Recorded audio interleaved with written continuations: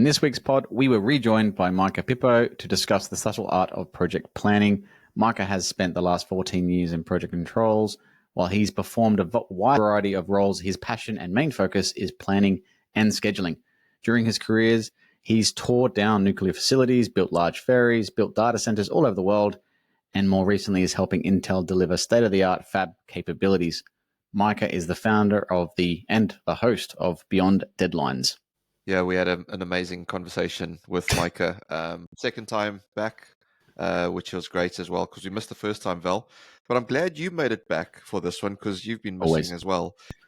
But we delved back into planning and scheduling, which we haven't done in quite some time. So I think, getting not back to basics, but sort of getting back into one of the core skill sets in project controls and PMO and project management is really good. And Micah shares some really, really good insights. Martin, what were the key things for you? Yeah, it's really fascinating to get his insights on stuff around what makes a good planner, particularly around changing careers and just making a move between industries. And we talked about if there's any geographical factors in that, which I found really interesting.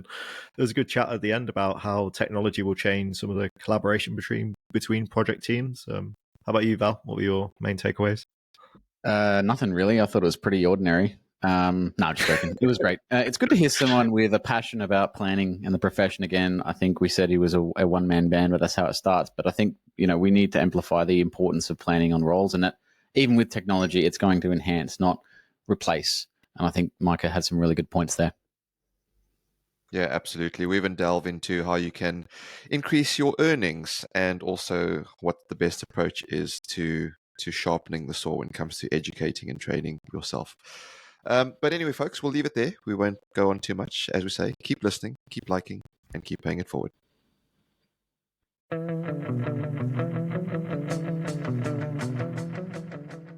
Hello, project people. Welcome back to a brand new episode of the Project Chatter podcast. And yes, I'm back. I'm here and I'm alive.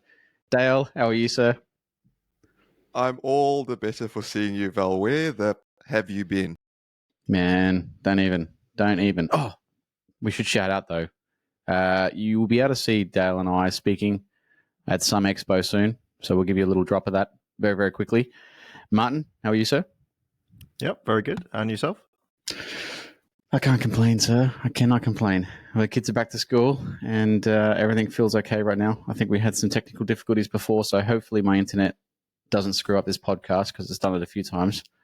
But let's welcome a guest, an old guest, a new guest, a shiny guest, one of our favorite guests, Mr. Micah. How are you?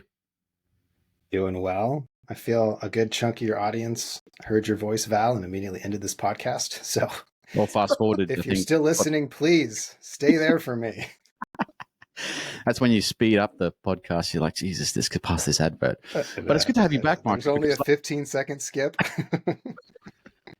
Exactly, and I'm not promoting anything at the moment. So, but it's good to see you because we've not, and we were talking about this before we press record about scheduling and planning. We don't really do much in that space in terms of really getting into the detail. But before we do, man, what's happening in the world of planning from your perspective, Micah? What's happening in the world of planning? I mean, there's a lot. I mean, there's obviously a ton of mega projects kicking off. Hardware side, you're just seeing massive things change. And you still have some great foundational stuff there as well. But for me, still working at Intel, doing planning and scheduling. For people who didn't catch the first episode, before that, I was at Google, where I helped build the planning and scheduling systems for their global data center delivery program. And then on the side, me and Greg Lawton have kicked off the Beyond Deadlines podcast and newsletters, where we just dive into planning and scheduling. So if you're listening to this podcast and you're just really tired of general project management, come join us at Beyond Deadlines, where we focus solely on planning and scheduling. I love that you guys focus solely on one craft, because we are here, we're everywhere, right? But I think the scheduling and planning in craft and profession needed somewhere to go where there was a little bit of a different tact, a little bit more detail, went under the covers a bit more. And you got such street cred as well, Micah, which you were very, very humble about. But I think that helps us set the plateaus for like what exactly is planning and how do you navigate this in a modern environment? Because I think a lot of people are thinking, I think you had Chirag on before, talking about planning and roles, and I don't know what's happening in the UK and the US, but in Australia, roles are changing. They're kind of evolving. There's an emergence of different and new and exciting roles. Obviously, we've heard a lot about AI because there's another podcast for that. I'll do a shout out later. But what are we doing in terms of enhancing planning and scheduling? We talk about this being the subtle art, and I think it's actually one of the most primary functions of a project team. Do you feel like planners get the credit they deserve? Are they still treated like, sometimes, and I'm not sure if Google has the same thing, but certainly in construction projects, are they treated like someone you can ignore, maybe like an auntie or an uncle, who has some good advice, be like, I don't really need to take it. What's your perspective on the respect of the actual profession of planning? Yeah, that's a great question. Probably a little biased in it because I am a planner and scheduler. And I might flip your analogy around a little bit, of like an auntie and uncle that can ignore it. It's more like you have a set of children who ignore, hey, don't touch the stove, and you touch the stove again. And my analogy is backed up with data because there's so many projects that are delivered late and over budget and have problems with quality and scope that we obviously aren't focusing enough on the craft of planning and scheduling. We'll probably get into this more, but yeah, there's some nuances and lingo between what's a planner, what's a scheduler, the different levels of planning and scheduling. You have high level capital planning all the way down to production style in-field control. So there's this entire broad scope of what people would call planning and scheduling. But overall, I think we're still missing the mark on it. And we won't go super far in the details, but like I mentioned on the last show, you can get a college degree to become a project manager. You can get a college degree to become a quantity surveyor. You still can't get a college degree to become a planner and scheduler. When you go on most projects these days, you walk in the door, you're going to find 35 project managers and like 2 planners and schedulers. So I just look at it as the magic golden triangle that is, cost, time, and scope. And you have a triangle that's overinflated on the cost and scope side and not enough resources on the time side.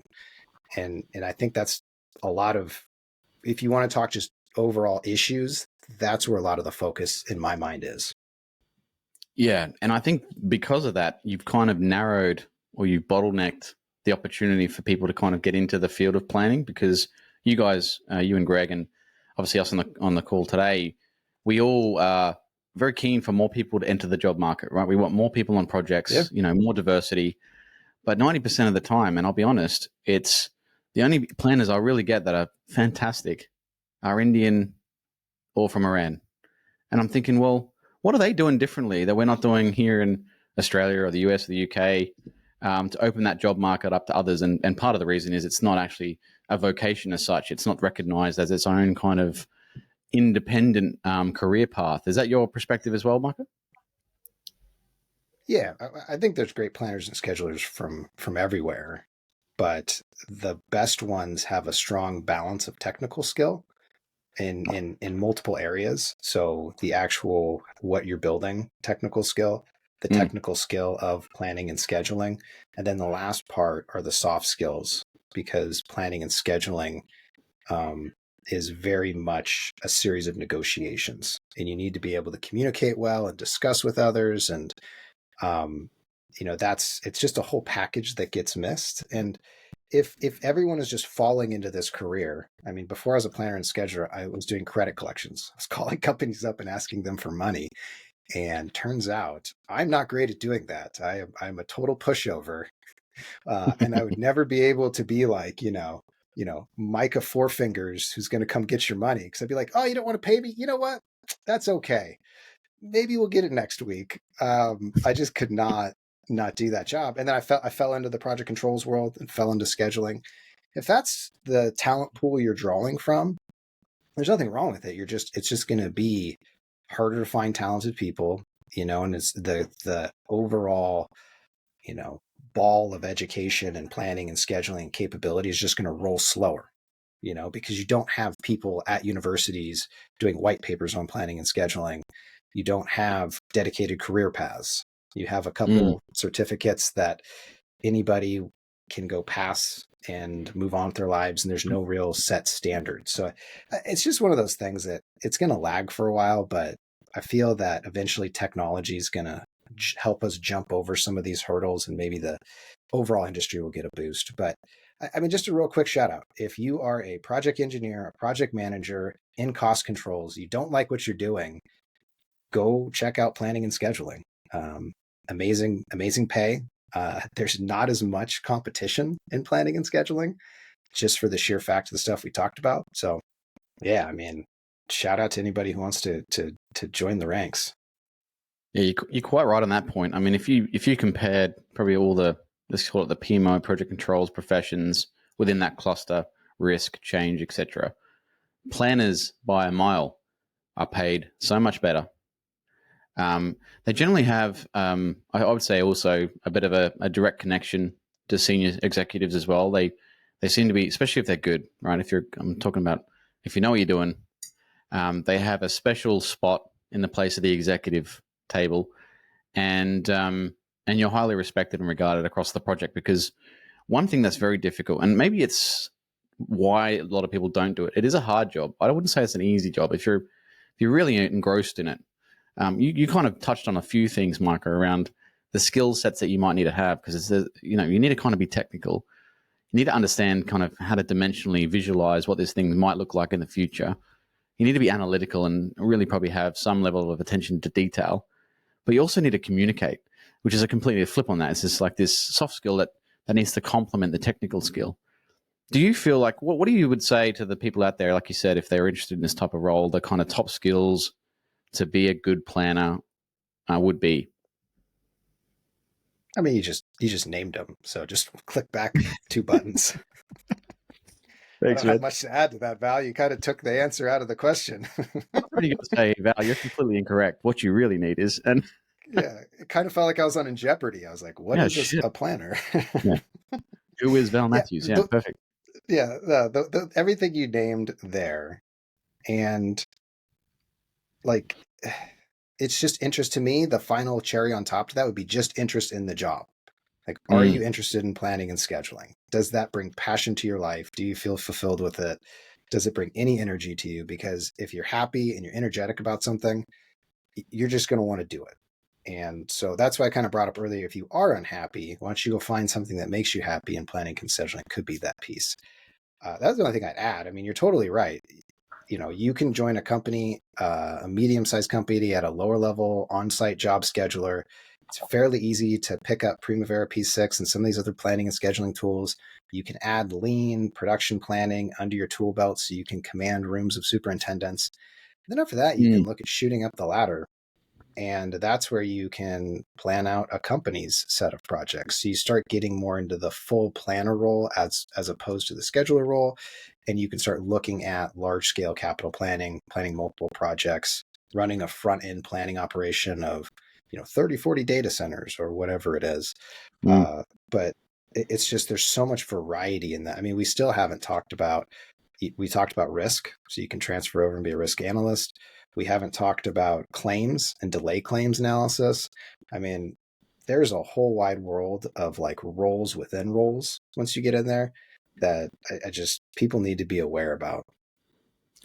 Yeah, that's right. Even within as you just unpacked, within planning, there's these other kind of specializations, if you like. You can go really broad, and you can be at portfolio and executive levels for multiple programs or projects, multinational projects, or you could be very specific. You could be doing works plans or on-site plans or engineers plans or possessions. And I find that's really interesting too, depending on what works for you. One of the things you mentioned just before that, if we go a few clicks back as well, Mike, you mentioned about, the evidence is that projects just aren't delivering on time, on budget, whatever the triangle may be for you. And that might be because of a lack of presence of planning or respect of the planning profession. But also I think there's a lack of like planning experience that's kind of risen to the top in effect, because you don't see a lot of executives who come from the planning background. They generally come from like maybe an engineering background or a finance background. I would love this, by the way. So this is a vision for 25 and beyond, is to see some people from project controls and planning, hitting into executive fields, because they'll have a different engagement tactic for commercials and for other things that impact and influence projects. What's your view on that? I'd love to see it as well too. You brought up, I'm literally working on an article right now that it's if a scheduler was a CEO. Shout out to the Beyond Deadlines newsletter. Come subscribe. Yeah. We write great stuff. But I was literally unpacking that. Like, what if a CEO was a scheduler? What would or planner scheduler? Folks, I'm from America. I'm going to say scheduler and planner interchangeably. I really don't want to offend anyone. So if you're offended, I apologize. Maybe you can redub scheduler or planner every time I say it and then put out an American version and a Europe version or something. I don't know. But I'm sure they're fine. Yeah, get the AI on it. It'll work. But I thought that at first, what people don't fully realize is there are these business cycles that are going on in the background of companies. And it's essentially what it is usually a demand. So in the data center, the demand is customers want to watch cat videos in Switzerland. So enough customers rise up in Switzerland to watch those cat videos, and boom, we need to build a data center in Switzerland. If it's chips, you're meeting a customer need. If it's even like Neom, like they have a targeted date they want to open to fulfill people coming in, spending money. And so that's a demand, and that's going to be a date selected. And the first thing that I think a CEO that is a scheduler would understand is that maybe just maybe, don't pick the date purely off of demand. Because that's what always happens. And that's literally why every single project is always late. That date they pick is based off of, I need to open the airport by this time to catch this many people because the other airport needs to shut down. I need to build the data center by this time because all the people in Switzerland are watching cat videos. It's not based on maybe this is when our first target is, and now we've gone back and looked at our benchmarking, we've done backwards passes, and we validated that this is the actual range we hit our projects in, no matter what. So if you only hit 50% of your projects on time, and maybe your standard deviation is, 20, 30%, whatever that demand point you hit, either you needed to go do a way bigger backwards pass on, or you need to move it forward. Like that would be primary number one if you saw someone in the C-suite starting to think about that kind of risk analysis, how these actually work. Because most of the time, executives just Q2 2026. I'll be at the ribbon cutting. I hope to see you there. It's like, and it just doesn't pan out that way. You know what I mean? And then the other thing too is the culture that I think would be different. And it would be much more planning focused. It'd be much more, in the book, How Big Things Get Done, much more in the, hey, we're going to stay in the design phase. We're going to stay in the planning phase until we have this figured out. And then once we have this figured out, we are going to move forward. There's way too much design done in parallel these days. And it's done because the date picked was trash. Now we got to rush and go do it. So let's just figure this out as we go. And then you start making suboptimal decisions and you lose a lot of leverage. You start losing the ability to do offsite OSM, offsite manufacturing and prefabrication. You lose contracting leverage. You can't go to lump sum because you're still designing it. Nothing quite like buying out a package you don't know what's in. There's probably not going to be a change order there.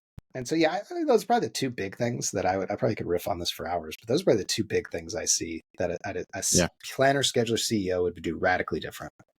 That's a massive one. The whole, I never got this, right? From bid to kind of execution or mobilization, you kind of had this fluffy period of time, but you're planning, but then all the key dates are set and you're like, wait a second, how does that work? Well, what's the purpose of planning then if the contractual milestones are already set? And so you end up in this kind of, you're already chasing your tail before you even start kind of business. But what you said there was brilliant. If we could do that, it would be great. It would empower. In fact, it might solve a lot of problems with projects and delays and all sorts of things if we just didn't move past the gate until the gate was done. The definition of done. Back to those old rudimentary fundamentals. Oh, God. I could go on for hours for that. But I'm going to get Dale in this because I know he's chewing at the bit. Dale, what do you think? I think it's great. I actually want to add to what Mike is saying because to our points earlier, not only in this podcast, but previously on planners and schedulers, I think one of the best things, or one of the things that make planners the best planners, is also communication skills and stakeholder management. And how often do you get CEOs or MDs that actually can't communicate to the organization? They might have a great plan, but it's in their head and they can't share that vision accurately or articulate it. And those communication skills that come with being a fantastic planner / scheduler, if you're in the US, that carries with you. And there's so many other facets that we can add to this, because we know, and as you say, Micah, we might be biased on this episode, on this podcast. But what are I guess, if we did have to be devil's advocate, what do you think planners or schedulers would lack going into that CEO role? Because if we are now promoting and advocating that we should be quite senior in organizations, where should they sharpen the saw? Yeah, that's good. Good question. Probably on the how you build an organization. Most planners and schedulers are probably going to lack. This is how you build up a team. This is how you set culture. If you're going up the ladder, I feel eventually you're going to cross the financial hurdle. That was what initially came to mind, was like, oh, probably financials. But as you start climbing up planning and scheduling, that's going to cross off your bucket list. I think that team building, that organization building, when you're going up the project manager ladder and you start getting into senior project manager, program manager, project director, the really good ones just can master building a team, building an org, building a culture, creating that shared vision that you see in organizations. That's probably would be the big ones that if most planners and schedulers, you'll build your team, but you're probably not building that large of a team. Yeah, absolutely. And I guess the other one to add in the mix is navigating bureaucracy and politics. Yeah. That's probably a big one as well. Although, arguably, there's plenty of politics within projects, no matter how small or large they are as well. So, depending on how involved the planner / scheduler wants to get involved in them, because we know, we've said it on the pod before, you get P6 jockeys, right? Where they just sit on the desk and they're just in the software and they don't really get involved, and to their detriment, I think. But I want to switch gears slightly, because you mentioned a couple of times, and I love watching how you've grown beyond deadlines, both the podcast and the newsletter. It's fantastic, and I think there's a lot of people that are benefiting from the content you're putting out there, both in audio, video, and written form. So thank you for that, first and foremost. But one of the things I wanted to ask you, with your focus on planning and scheduling, and yes, you do go a bit broader than that, but it centers on planning and scheduling. I want to know, what are the sort of the key themes and feedback you're getting from your audience, your readers, because let's face it, we're just, I guess, a small sample of what we're seeing in the market. At mass, it's those that are listening and feeding back to us. Is there anything specific that's currently going on where either they're really, really struggling in the planning scheduling space, and that could be anything from behaviors, cultures, all the way through to, damn it, I don't know how to do my critical path, or I don't believe in it anymore because it's nonsense. What is it? Now, I think it's one of the coolest experiences of creating Beyond Deadlines is interacting with people around the globe. And I knew there was a lot of planners and schedulers out there, but I didn't realize how many planners and schedulers out there in the world. It's a huge, huge profession. And so being able to connect with just a broader base has really opened my eyes. The kind of standard questions I usually get are people who are outside of planning and scheduling, but in construction and want to transfer in. They listen to the podcast and this sounds great. How do I do it? I put out a free course that's on our newsletter, and there's some YouTube videos on it on how to do that. So if you're interested in it, that's one of them. And I've helped some people transfer in. It's been really cool just to see someone get a job, become a planner and scheduler, start growing. People in the profession, a lot of them are considering going back to school, getting a certificate, different sorts of training. And people reach out to me with questions like what kind of training I should get. And I'm always not, at this point in time, I'm not, it really comes down to the individual. But I would say in general, with most individuals I talk to, I probably wouldn't recommend going back to school unless there's something else in your mind. It's just a large dollar value expenditure for if you're already in construction doing a certain thing. I feel like if it's a money thing, you could figure out. And And we can go down that rat hole in a second. And then the last one is just different sorts of scenarios and situations people are interested in. Beyond deadlines, we do a short interview format. We answer specific questions. And so we've had people reach out about, how do you set culture? How do you work on different sorts of small projects? What's the latest and greatest on visual-based progressing? Is CPM dead? It's just kind of a random spattering of questions. And so really overall, I think in a whole, it's just provided me a lot more energy about the space, because prior to starting Beyond Deadlines and things like that, I was kind of like grinded down on this. I'm like, oh man, another CPM review. Let me go explain SPI, and then let me explain why SPI isn't a great metric. But it's really just brought a whole new wave of energy into my life doing it. And yeah, go ahead. Sorry, I was going to jump in there because I think you mentioned two key things that a lot of people would like a bit more information on, and that is one, how to climb the career ladder, so to speak, or earn more money, and two, how to develop themselves. If it's not, getting formal training, what is it? And there are many various ways, as you pointed out, to educating and developing yourself. Not least finding a fantastic mentor, perhaps, or finding someone that could really impart the knowledge onto you that you wouldn't find in formal settings. Because let's face it, some of the best planners / schedulers are those that have worked through experience and understand context, and those things can't be replicated in a classroom. We've had guests previously talking about exactly that, learning in the classroom, and then Monday happens and you forget everything that you've learned just because you're back in the office in a different setting. So let's start there with training and development, because although you don't want to sort of be too specific, generally, and I know generalizations are tricky as well, but what advice would you give someone? And we want to ask you some tricky questions. Go What ahead. what advice would you give someone to say, hey, look, I want to sharpen the saw with scheduling. Where do I start? Or how do I approach it? Maybe that's a better question. Yeah.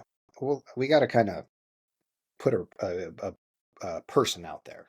So let's just say this is a senior scheduler, planner or scheduler. They've been in the game 5-6 years.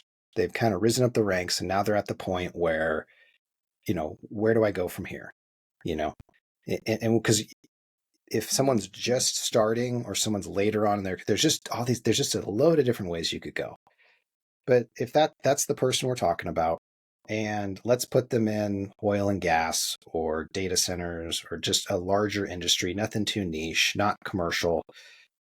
The advice I would give to them is, okay, Dale, Mr. Senior Scheduler, what do you want to do with your life? What do you need?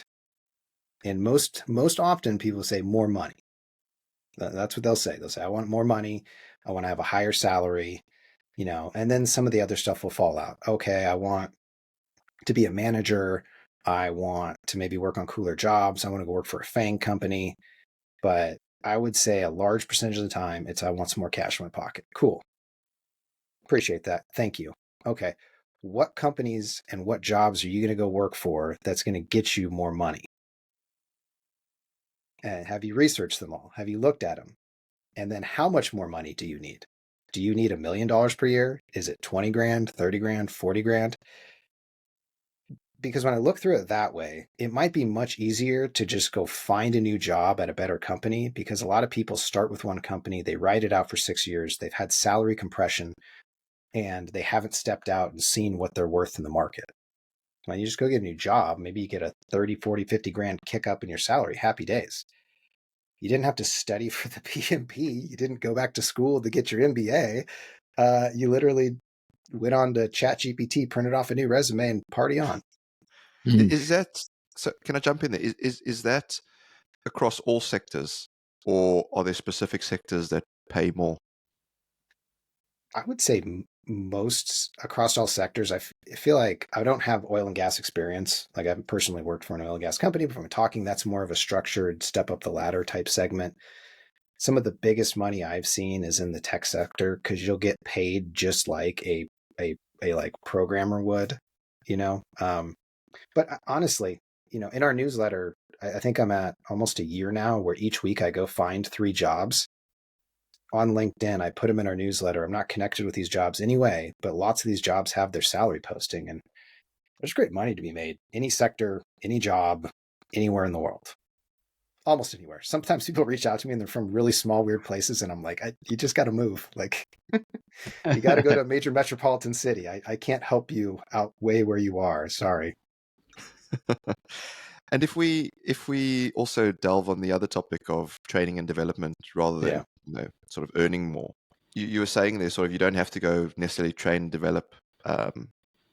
What would your approach be to that in terms of, hey, look, there's new techniques, and we're probably, to Val's excitement, going to maybe delve into the tech side of things in the future of project planning as well, because let's face it, the landscape is changing with the tech out there. We all know some of the the advanced tech companies out there. We know the people behind them as well, and there's some fantastic things happening. Yet I feel very few planners or schedulers understand what's available. So how do you go about advising people on that? Yeah.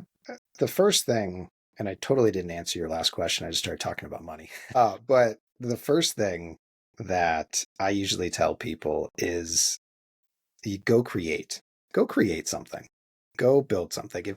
If you have the foundations of project controls and project planning done, and you can go through them pretty quickly, you understand the basics of earned value management, you understand the basics of critical path management, you have a good foundation of lean and project planning. I'm sure I'm missing a couple, but you have what we would call like the base of project management. You know P6 pretty darn well. Then from there, go create something at this point. Go start experimenting. I posted an article where I created a database of 5,000 projects. I created my own program portfolio, and then I started running ChatGPT analysis on it. And then a couple months later, I realized, man, I wasted a whole lot of time creating that synthetic data when I could have just asked ChatGPT to do it for me. But I think, to me, whatever you want to go learn, go try and build. And that'll be the best way to go figure it out, because then you'll find mentors that are actually helping you solve a real problem that you want to go create. And you can either build stuff at work if you have the opportunity, the space, and the freedom to, or you can build stuff on the side. I mean, and when we start looking at technology on the planning and scheduling side, it's really, to me, just falling into two large buckets. Okay. You have the visual-based progress or visual capture, and then you have large-scale compute. And so that's all the AI assistants, the chatbots, the advanced analytics, the AI analytics. At some point in the future, these two roads are going to merge together into a holy utopia of wildness, I would say. But either of those buckets would be cool to go experiment in. I mean, you can get a free, I believe you still can. I'm pretty sure you can still get a free Google Cloud account and go build your own, what's it called? Photo processing model. What's the technical? I forget technical term. But essentially, you can just upload a bunch of photos and mark the ones that you think are incorrect, right? And then it'll tell you every time you take a photo whether the photo's correct or not. So for an example would be, you could do this. I'm trying to think of stuff around your house, but on a project site, you could do cable terminations, right? Cable terminations are constantly screwed up. They're constantly messed up. You could go take a bunch of photos of this is what a correct cable termination looks like.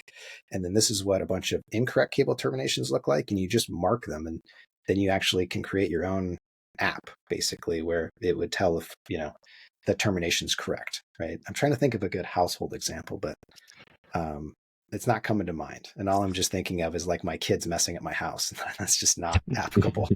Yeah. But I mean, that's to me, it would be like totally go create something. And then on the large scale computing side, start diving into ChatGPT, start looking at, large language models and large data sets, and just go experiment and create.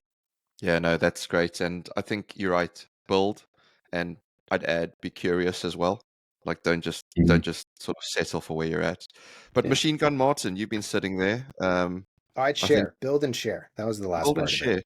Like, don't just sit it and build and, in your closet in your house. Don't share with anyone. Build and share. Yeah. as we say, pay it forward on this podcast. Share it. Yeah. Yeah, absolutely. Yeah, so my question kind of leads on from that quite nicely, actually. Bit of a follow-up to what Dale said around changing sectors as a scheduler, because obviously the fundamentals of planning are the same no matter where you go. The tool sets, broadly speaking, are the same. Most people are going to be using your Primavera P6, Microsoft project, whatever. But I'm guessing people might get put off by a new sector because they might not be able to command the same salary. You know, if we just say a guy going from oil and gas into rail, it's going to be quite hard. In your experience, how long does it take to learn a new industry? So you go in there, you start a new job. How long is it taking you to really master it, and how long are you kind of getting by just by having the solid fundamentals and good mentors experience in your experience? It depends on the sector jump that you're going from. But so for one, most sector jumps, I don't see people going parallel or going down when they jump. Most people, when they sector jump, still get the pay raise or pay bump from salary compression. So that's the one of the first things that I would say. To me, so I jumped from tearing down nuclear facilities to building large-scale ferry boats that cars drive on to building data centers. Okay, so pretty different. Apple, orange, monkey, right? All three different. And there's to me, getting the job is, did you do the research on the industry to be able to talk about how they're built? And that's the beauty of the world we're living in today. You can literally go on the internet, and for any industry, there's going to be loads of YouTube comments, websites, and everything else that will literally explain to you how these things are built. Well enough that you can step into an interview, and if someone's like, well, hey, how do you put together a large, LNG facility? You should be able to talk through it. Now, you might not know the very specifics, and you mentioned the word mastery. You might not be at that level, but they're most likely not hiring you for that. Because going back to our early conversations, there's just so much demand for planners and schedulers that most people, if they're like, hey, P6, that's great. Planning and scheduling, that's great. You're a great communicator. You're a great presenter. And when you interviewed, you actually went and did the research and mostly know how the stuff's put together. Cool. We'll go show you the finer points of this, and because we know you're going to excel. When you're switching, I think that's one of the key things to look at or think about when jumping in between industries. But I mean, people jump all over the place all the time. And I think a lot of people just have this glass wall in front of them where they're sitting in their job. They worked at the same company for 7 or 8 years. I can't leave rail because no one will hire me. I only know rail. And you just kick that glass down, shatter it, get that resume together, go research an industry, network a little bit, and go find yourself a new job. Do you think there's any geographic or cultural elements with that? Do you think there are certain, maybe it's easier to do that in America than, say, Australia? Maybe I'll bring in Val and Dale for their experiences after. But do you think there's any kind of, do you think it's easier to jump in certain regions, cultures, than it is in others? Yeah, I'm a little biased. I've only lived in America, but I've built all over the world, managed projects all over the world, worked for global companies. And to me, I think it comes down to the person. Like, are you willing to actually move? Do you want to go live in Sydney? I mean, I think that's more of the question. We talked a lot about poisonous animals and bugs before the show started. So when I said, do you want to go live in Sydney? Everyone shook their head no. And I'm like, well, maybe for a little bit. Yeah. We're ready. Yeah. So, I mean, Val, Dale, definitely would open to your opinion on this, but my short answer is no. There's some friction there, right? There's some work there. Getting a new job isn't easy. You don't just apply to the first place and they hire you. You're going to have to apply to multiple places, and there's a struggle to it. But it's the same struggle that almost exists anywhere with anything. So I'm not saying it's anything new. It's just the friction of going and doing it. Val, you've been around the proverbial block. What's your take on this? Yeah, I think it's necessary. I think it's necessary now to switch. I think it used to be before, you'd be 40 years in the same sector, kind of, you start off on the site and then you work through the tools. And I think that whole model of staying in the same job is just completely dead, particularly for the younger generation. And there's a few challenges to that. One of them is a lot of the projects are subsidized or incentivized by government, and government spends money and then stops spending money. They do it all the time. They start a project and like, oh, time out. We've run out of money. Transport is stopped. So in Australia at the moment, we're literally going through this because before they started all the construction projects, everyone said, you can't have all the construction projects for transport starting at the same time. They still did it anyway. And then we went through it, and lo and behold, some of those projects were over budget and we ran out of money. So then they've pulled back the capital spend on infrastructure projects in the transport, and all these planners and various other roles have gone, uh-oh, what do we do? So I think it's a good thing now to be all-rounded in a few sectors and to be brave enough, as Micah said, it's going to be hard. Wherever you go and you're learning a new thing, all right, you're going to have to put in the effort and put in the hours. It's not going to be 9 to 5 when you start a new job. You're going to have to, especially if you want to be good at it, you want to immerse yourself as much as possible into the context, into the subject matter, into the scope, into the contracts. But I think there is an avenue for planners to be, multifaceted. So they could be really good in, rail, but they could definitely transfer over to road and other civil projects that are kind of linear based. Or if they're doing software projects, they could easily go into infrastructure for data and technology. So there's a lot of adjacent fields anyway within those sectors. But I do think it's also worth thinking about job protection and prosperity, right? So, keeping your eyes not just on the role in front of you, but the potential roles you might be heading.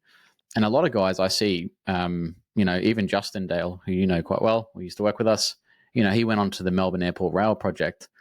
And I said, I don't know if that's a good idea. He's like, nah, it's fine. Shout out to Justin. Good planner. Excellent planner.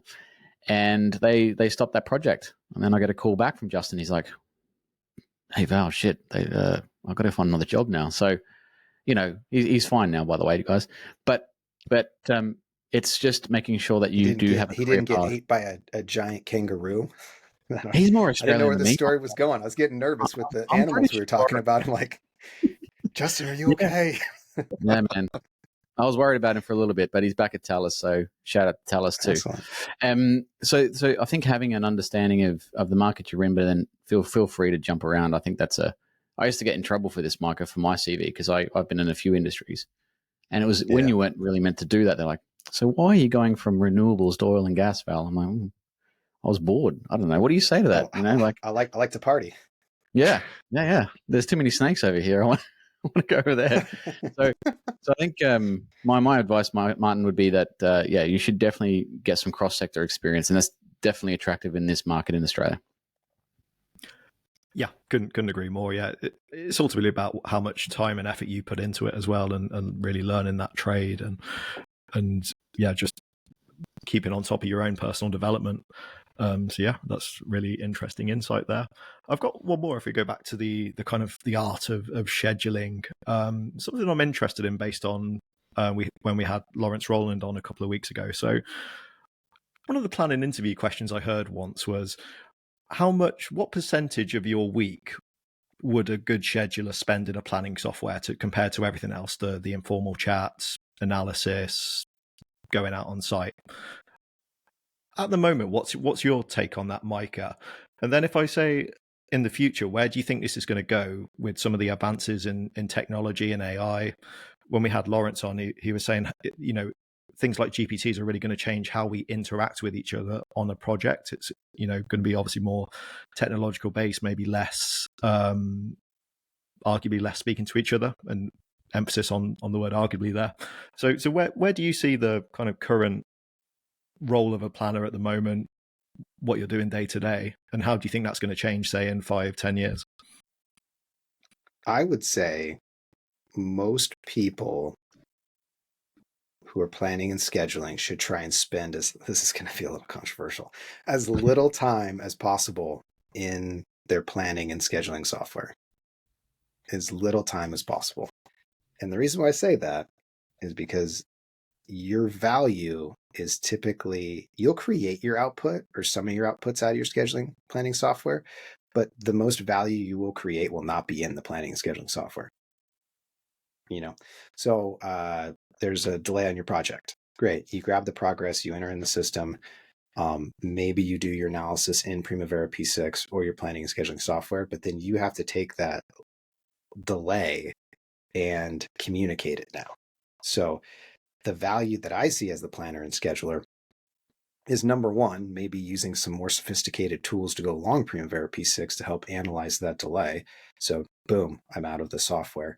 Number two, now I'm going to go get out in the field and check to see what is really going on with that delay and get the superintendents and boots on the ground type interaction with it. Still not in the software. I'm going to go create a presentation that says, listen, this is the impact we've had. This is the mitigations we can possibly go execute. And this is how we should go do it. Still not in the software. I'm going to go talk to my teammates, the cost engineer, the project manager, everybody else. Okay. Get them on board with it. So we go sit in that meeting, still not in the software. And then I'm going to go present that. And then if I get the agreement, sure, I'll come back and maybe go, enter it in the software. So to me, to as little as possible. Try and be in the software as little as possible would be a good rule of thumb. And when we start looking out, you mentioned in the future, I think it's actually going to, I'm different. I think it's actually going to bring people together, to be honest with you. I think a lot of stuff that isolates people right now is the rudimentary manual tasks. So being in Primavera P6 isolates you from your team. If I am working with Val's favorite color skew, the teals and reds, or whatever. I mean, whatever project software you're using, it doesn't really matter.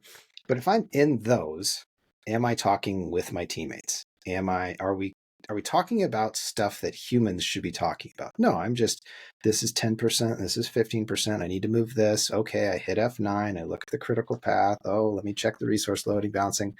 Zero interaction. Flash forward, I don't know, 5-10 years. And we're using visual-based progressing, and we have automated workflows for non-visual-based stuff. So maybe I'll just clarify what I'm talking about there so people don't think I'm a psychopath. Visual-based progressing, so we're using the cameras, we're capturing progress that way, and that's actually feeding back our percent completes, okay? Non-visual-based stuff is design completion, contracts, and stuff we cannot physically see or that the computer can't work out. So that's underground trench work, pulling cable, blah, blah, blah, right? I have all of that, and I'm getting my progress entered into the system. Okay, now you might say at that point, well, what's the point of the planners and schedulers' job at that point? I'm like, well, now that you have all that data, your ability to do analysis is just off the charts at that point. I mean, you have a data set there that is like, you just brought Superman to the party, and it's competing against, like just regular old people. I mean, you just have this crazy amount of data that you can go analyze. And so that's where you need the human beings. And then no one's putting stuff into machines anymore. So I have this, I could go sit down with Val and hey, Val, progress just came in. Our robot dogs ran the site and our automated stuff brought it in. We're looking at a, delay on the steel structure in zone A. The computer has brought in these mitigations. Maybe you're the supply chain manager. Do you think we should expedite steel? Or what are you seeing on your end from your, capabilities? And so I think it's going to bring more human interaction. I think it's really hard for me to say that we'll get to like a fully autonomous state. I think that's a bit of a pipe dream, for a little bit where, oh, well, I wouldn't even need Val. That would just go over to Val's chat box and Val's chat box would answer me. I'm like, I don't know. That's kind of getting a little Jetsons a little bit, Yeah. But I think in the short term, I think it's actually going to probably improve collaboration with people on site and increase that human interaction. Yeah, I think you're bang on there, Micah. And, it's interesting. I mean, I've seen some amazing things, but it comes back to what I think will be the kind of the mediary. Because if you look at art, okay, and we talk about the subtle art, but art's a very visual experience, right? And I think with all this great technology entering the planning market, I think we're going to have a medium that everyone can understand. And that's always been a challenge for projects. When the planner doesn't understand the project manager doesn't understand what the project director wants, and the cost guys are just pissing everybody off, the finance team. When that happens, when that happens, because, it happens a lot, you end up just, and that's and there's politics on top of that. But when you're objectively looking at a site and, the drone has done the scan, or the robots have gone out and done a marker, and you're looking back and you're saying, okay, well, this is the data. And I've seen some great project software come out lately, and a lot of it's kind of geo mapped. It's visual, it's land boundaries, it's overlaying design. Like, you can't argue with that. This is what it is. And so that there's a very limited, I guess, force of resistance against that. And then if you apply the planning principles over the top of that, you're all speaking the same language. You might take that away and put it back into the planning box, and someone might take that away and put it in the cost box. But I actually think as you said, the skill set will rise, and I think communication will be far more productive on site and in the office as well, because we'll be speaking from one plan. And that's always been a bit of a pipe dream. I always thought that we'd never get there, but because of technology, I think we'll able to leapfrog over a few of these hurdles and get to a point where, I think Dale and I have said it with Dan Patterson and a few, almost like this blank canvas. And I've seen some great ones where you can take an engineering drawing and it can suck it up. I'll say it for now, just to be agnostic, but it will suck it up and produce a schedule based on your drawings and what it should look like roughly, right? And you get these kind of templates and frameworks set up, and then the tailoring starts. But I think that's an exciting prospect just for a role. Right? Imagine being in that job where everything kind of gets ready, and then your job is really to be the tailor, right? The head chef, the sous chef. You're there to support the facilitation of the communication of that, to make sure we can hit those targets. It might not stop the politics, though, to be fair. Well, but let's not get into that. That's not going to stop it. But I love that what you said. It's the integration. It's going to integrate other functions easier because, and I may be putting words in your mouth, you quickly jump over all of the data aggregation. I'm pulling this information, and you quickly just jump that hurdle into, let's start working solutions. We have the problems defined much quicker, and we can now use our collective brains to focus what humans are great at: solutions, unique, interesting solutions. No AI robot's going to tell anybody to go to the moon. Like us as humans are going to decide to go to the moon. And so that's where I feel like, to me, that's where it's pointing, to like, let's getting to that point, getting to solutions. And I love the visual part too. I mean, who really wants to look at a, pastel 80s Gantt chart? And then my favorite one all time is being a planner or scheduler, and planner schedulers will relate to this. Hey, can you send me the schedule? And the person's like, yeah, sure. And then they send you the schedule on 8.5 by 11 paper. And it's like 6,000 pages, and the PDF is like 3 gigs. And I'm like, what about, like just the XER? And they're like, oh yeah, you wanted the XER? Oh, okay. Yeah. Well, that's a great, I'm going to flip that back on you, Micah. That is a great question. So what if someone else does ask you, and you're not being, facetious, and you don't send them 80 pages, but what do you send? How do you do that today, rather than thinking about the future? How do you do that today? I want a picture of the plan. How do you send that without confusing people? Well, Val, what role do you have at this company? Probably a shit kicker somewhere, project controller, assistant project controller, assistant to the assistant of the project controls. I don't know. Could be anyone, but if I'm asking for it, probably I've got you're a project controls. So let's say you're doing project controls and you're overseeing the dry mechanical. Okay, sure. Val, well, that's interesting. Dry mechanical of what zone? Okay, zones A, 3, and C. Cool. What are you looking for? What reasons for it? Oh, I'm trying to match my cash flow up to the schedule projections. Okay, cool. So you're going to probably need some detailed activities and see it laid out over time, and what kind of cash flow flow comes on from a certain period or till the end of the project. Okay, till the end of the project. Cool.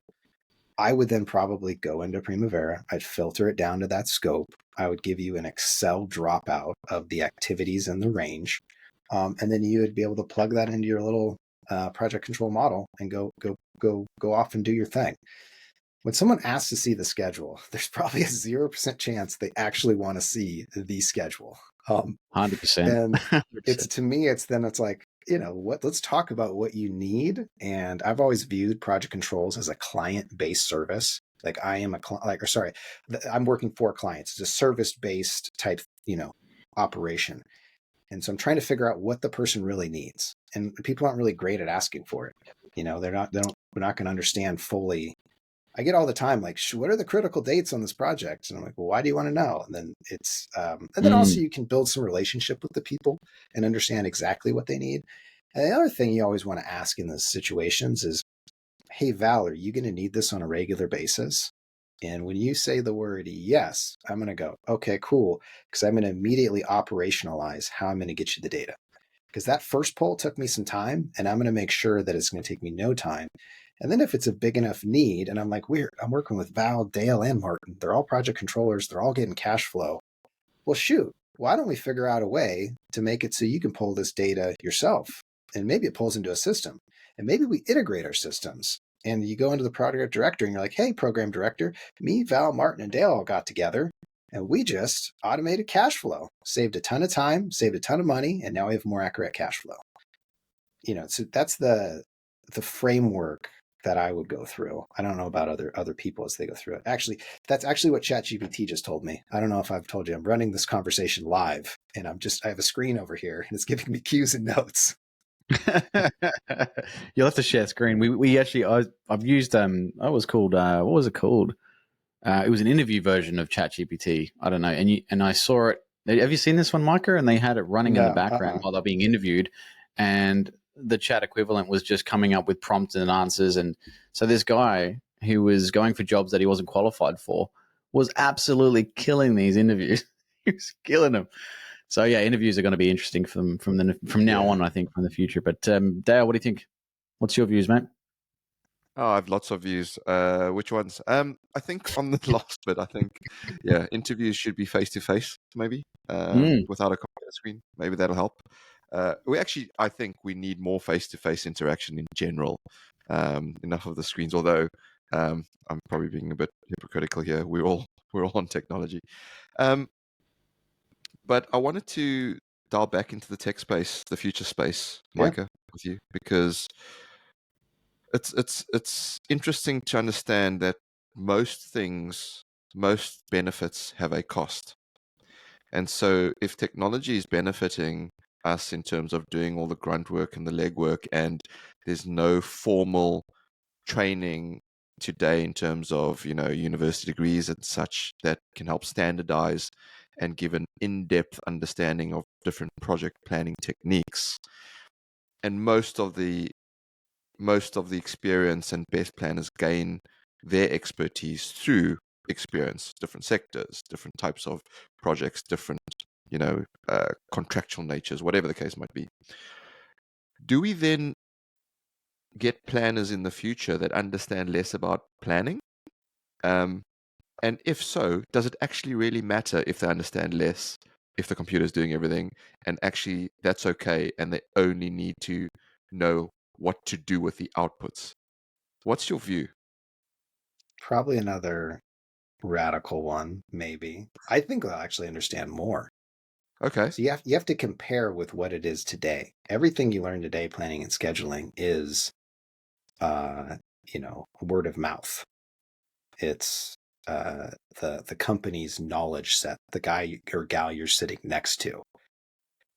If you take an example of, we just had 30, 40 projects. Those 30, 40 projects use visual-based progressing. So it's not a garbage in, garbage out scenario. Down to a very fine component how these projects were built.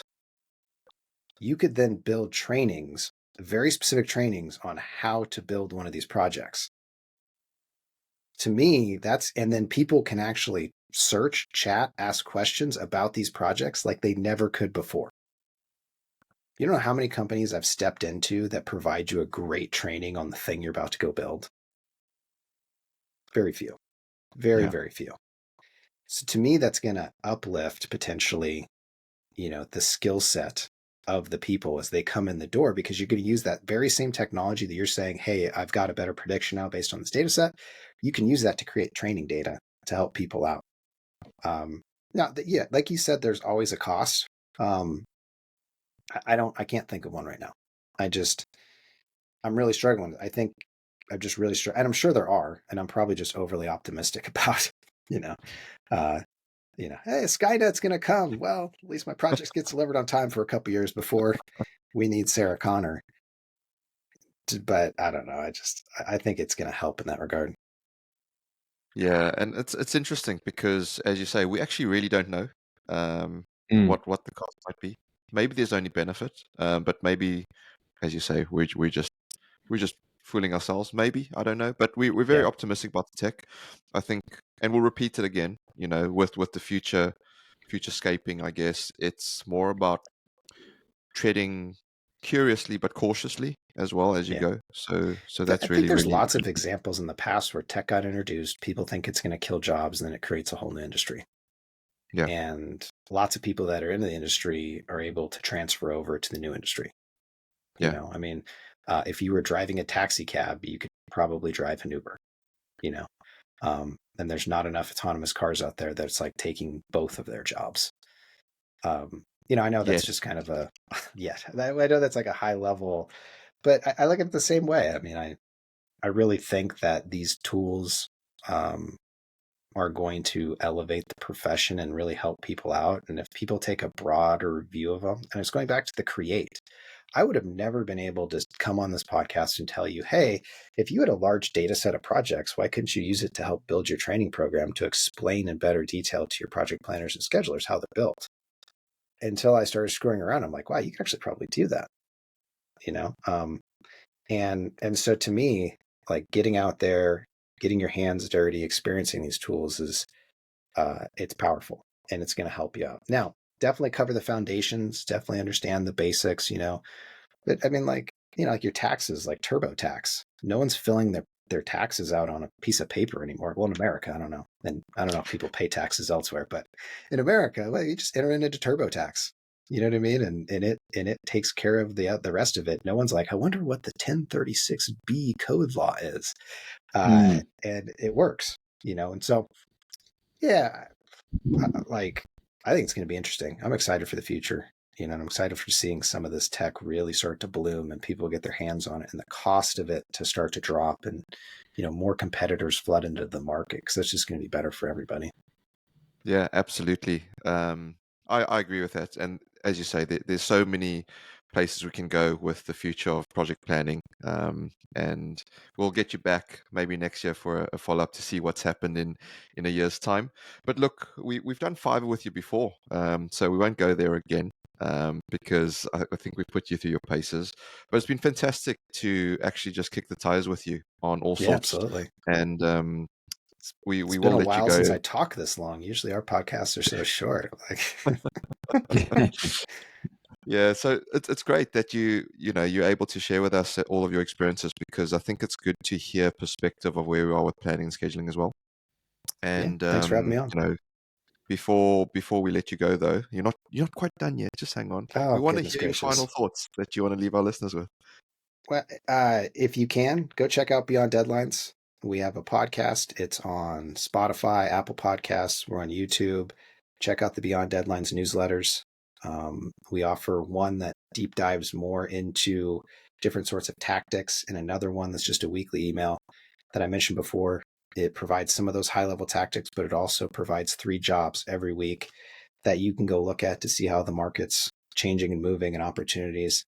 And then for anybody out there who's considering, switching careers or interested in planning to scheduling, come get in contact with us and let's explore what opportunities exist for you. And overall, like, go find a tool, find something you're interested in, find a problem you want to solve, and go try and solve it. Don't let your company hold you back. Don't let anything hold you back. Go figure it out. Absolutely. Go and figure it out. Val, any final thoughts from you? No, that's great. It's good to see that the planning profession is still alive and there's someone at least excited about it. I think that's what we need in the market. We need someone energetic. One person. One. But you start with dozens one. Of us. that's how cults start these days. It's just one. I mean, you've got this TikTok, whatever else is out there. You can amplify your message. But it's great you are doing that with Greg. We are humble supporters of what you guys are doing and happy to be part of that too. So do check out Beyond Deadlines as well, guys. And thanks for your time, Micah. Thank you. Yeah, it's been absolutely awesome. It's been a privilege and a pleasure to have you back on the Project Chatter podcast. There you have it, folks. This is the end of this episode, but please do help us pay it forward by sharing a link to this episode on your favorite social media. Once again, a massive thank you to our guest on this episode, Micah Piippo. And thank you all for listening. Until next time, we say stay safe, be disruptive, and have fun doing it. From me, Val, and Martin, it's bye for now.